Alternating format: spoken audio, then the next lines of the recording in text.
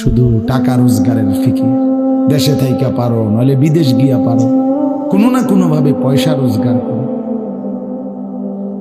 টাকা রোজগার করলে মা বাপ খুশি, টাকা রোজগার না করলে মা অখুশি। খালাস। এরপরে ইমান আছে কিনা, ইসলাম আছে কিনা, নামাজ আছে কিনা, কোরআন আছে কিনা, আল্লাহ চিনি কিনা, হালাল হারাম কিনা, জায়েজ না জায়েজ না, এত কিছু আমার দরকার।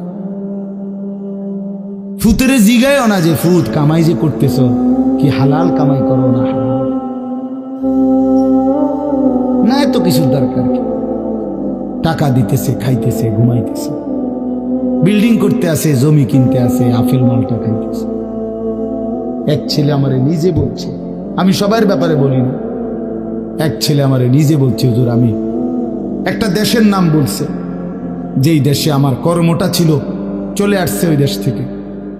আমার বলছে, হুজুর আমার কর্মটা হলো এই মদের বার, মদের হোটেলে নারী পুরুষ উলঙ্গ জিনাবে বিচার করে, আমার দায়িত্ব শুধু পাশে দাঁড়িয়ে মদের বোতল নিয়ে দাঁড়ায় থাকা, যতবার তারা চায় অতবার তাদেরকে মদ গ্লাসে ঢেলে দেওয়া, তাদের হাতে তুলে দেওয়া।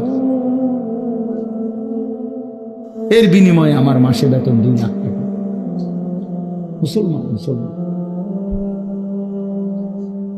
মুসলমানের সন্তান, বাংলাদেশের সন্তান। তো এই টাকা যখন বাবা খাচ্ছেন, বিল্ডিং করতেছে, কোনো টেনশন নাই। আমি আবারও বলছি, আমি সবার জন্য বলি না, ওই বলছে দেখে অট্টা কইছি, কথা বুঝছেন? আমি তো নাম ঠিকানা বলি না।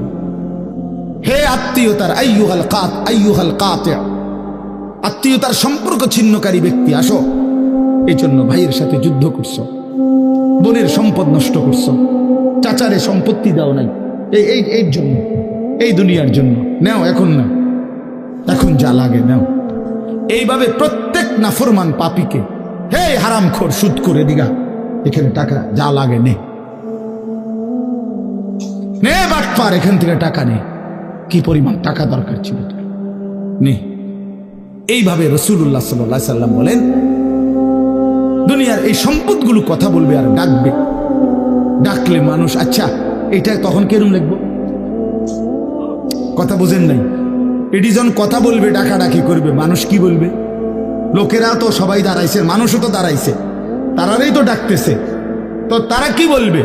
ওয়াকালাল ইনসানু মা লাহা, আল্লাহ নিজেই বলতেছে, লোকেরা তখন মানুষগুলো বলবে মা লাহা, এটা কি হলো, আরে এটা কি কারবার, এগুলো কথা বলে কেমনে, এগুলো কি কয়, এরা আমারে চিনলো কেমনে, আমি যে সিটার, আমি বাটফারে চিন্তা লাগলো, ইন্নালিল্লাহ, একের পুরা ধরা অনবিচার আচার কিছুই শুরু হয়েছে না, এখনই বেজ্জতি, বাকিটা তো অবস্থা খারাপ। মানে অর্থাৎ মানুষগুলো অবাক হয়ে বলবে মা লাহা, কি হলো জমিনে, কি হলো এগুলোর, এরা এমন করছে কেন, এরা কথা বলছে কেন? আল্লাহ বলেন ইয়াউমাইদিন তুহাদ্দিসু আখবারাহা, আল্লাহ তাআলা বলেন, বান্দা হে কি দেখছো হবে, এই মাত্র দেখলা স্বর্ণ রূপ্য টাকা পয়সা কথা বলে, এখনে না দেখবা আসল খেলাটা। ইয়াউমাইদিন তুহাদ্দিসু আখবারাহা, আল্লাহ বলেন এখন দেখবা সরাসরি এই হাসরের মাঠে তোমার সামনে, তোমার পায়ের নিচের জমিন, তোমার পুরা জিন্দেগীর কথা, তোমার যত তথ্য, ভালো কিংবা মন্দ, নেক কিংবা গুনাহ, তোমার সমস্ত কিছু রাতের কিংবা দিনের, একাকী কিংবা প্রকাশ্যের, গোপন কিংবা আড়ালের, আল্লাহর কসম জমিন সবটা এখন তোমার সামনে বলে দিবে। ইয়াউমাইদিন তুহাদ্দিসু আখবারাহা, রব্বুল আলামিন বলেন জমিন সবটা কথা বলে দিবে, ভালোটাও মন্দটাও, আলোটাও অন্ধকারটাও, একাকীও অন্ধকারেও, প্রকাশ্যেও সবার মাঝেও, সব বলে দিবে। রাতের চুরি বলে দিবে, রাতের তাহাজ্জুদটাও বলে দিবে, মদের আড্ডার কথাও বলে দিবে, জুয়ার আড্ডার কথাও বলে দিবে। সারা রাত যুবক উলঙ্গ ছবি দেখেছ, আল্লাহর কসম সেটাও বলবে। যে যুবক মালিকের সেজদা দিয়েছে সেটাও বলবে। তাহাজ্জুদও শোনাবে, আবার সবার সাথে যে জামাতে নামাজ পড়েছে এটাও বলবে। সব কিছু বলে দিবে। আল্লাহ বলেন, যদি মানুষ ভাবতে চাও জমিন কিভাবে কথা বলে, স্বর্ণরৌপ্য কিভাবে কথা বলে, আল্লাহ বলেন বিআন্না রাব্বাকা আওহা লাহা, আল্লাহ তাআলা আদেশ করেছেন বলেই কথা বলে। আল্লাহ বললে, হুকুম করিলে আল্লাহর গোটা কায়নাত, গোটা সৃষ্টি জগৎটাই কথা বলে। ওয়াশাহিদা আলাইহিম সামউহুম ওয়া আবসারুহুম ওয়া জুলুদুহুম বিমা কানু ইয়ামালুন। আল্লাহ বলে, হাসরের ময়দানে বান্দা, তোমার কান, তোমার চোখ, তোমার সারা দেহের চামড়া, জুলুদুহুম, তোমার সারা দেহের চামড়া, হাসরের ময়দানে তোমার পুরা জিন্দেগির কর্মকাণ্ড বলে দিবে। চামড়াগুলো বলবে, চামড়া, মানুষের শাহওয়াত চামড়া। এই জন্য সমস্ত যৌনতার ঘটনা, অসভ্যতার ঘটনা শরীরের চামড়া বলে দিবে। মানুষের শাহওয়াত চামড়া। কথা বুঝছেন কি? হ্যাঁ, চরমে চামড়ার মধ্যে শাহওয়াত, কামনা, বাসনা, যৌন চাহিদা। এই জন্য যত লোক দেখবেন বিভিন্ন হসপিটালে, যত ডাক্তার চর্মরোগের ডাক্তার, তত লোক যৌন রোগেরও ডাক্তার। হ্যাঁ হ্যাঁ, চর্ম ও যৌন রোগ বিশেষজ্ঞ, এটা এটা একই বিষয়, একই চাপ্টার। চামড়া মানে আল্লাহ তাআলা বলেন, তোমার চামড়া বলে দিবে কত রাত, কত দিন নারীর প্রতি অবৈধ আগ্রহ, অস্থিরতার, বেহায়াপনার, অসভ্যতা করেছিলে।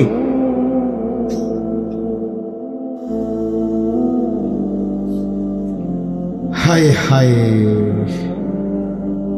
এজন্য নওজোয়ান ছেলে, তোমরা সবাই ভাই কষ্ট করে বসো, যে যে পাশে দাঁড়িয়ে আছো আল্লাহর ওয়াস্তে বসো, কষ্ট হলেও বসো ভাই, বসে শুনলে বরকত হবে।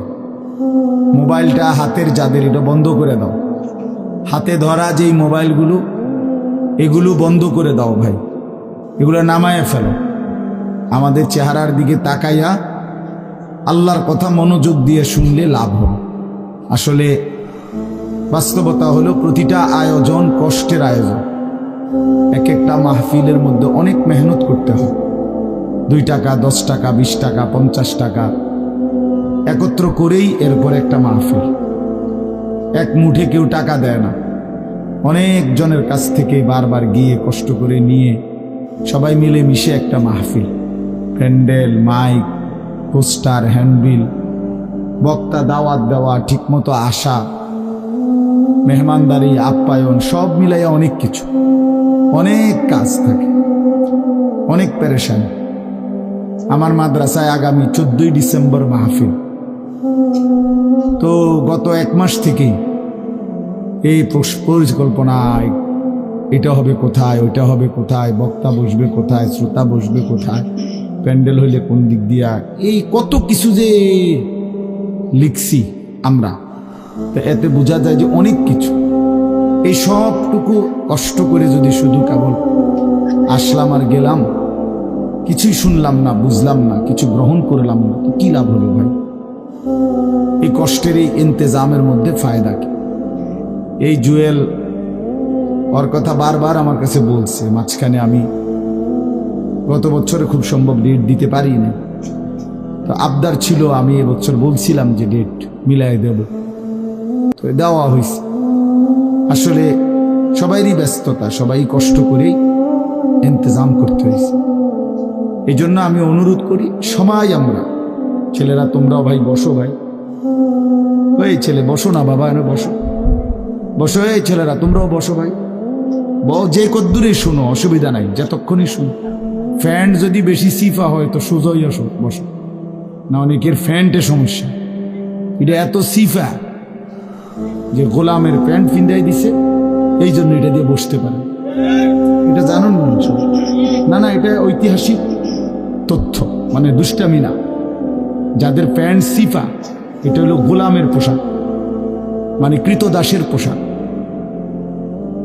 হ্যাঁ, এটা হলো আফ্রিকান, যাদেরকে দিয়ে পৃথিবীতে কৃতদাসের কাজ করাইতো, অর্থাৎ এই ভেড়া, বকরি, উট, দুম্বা, এগুলো লালন পালনের কাজ করাইতো, তো তাদেরকে এরকম সিপা প্যান্ট ফেলত, মানে টাইট, কেন? যাতে বসতে না পারে।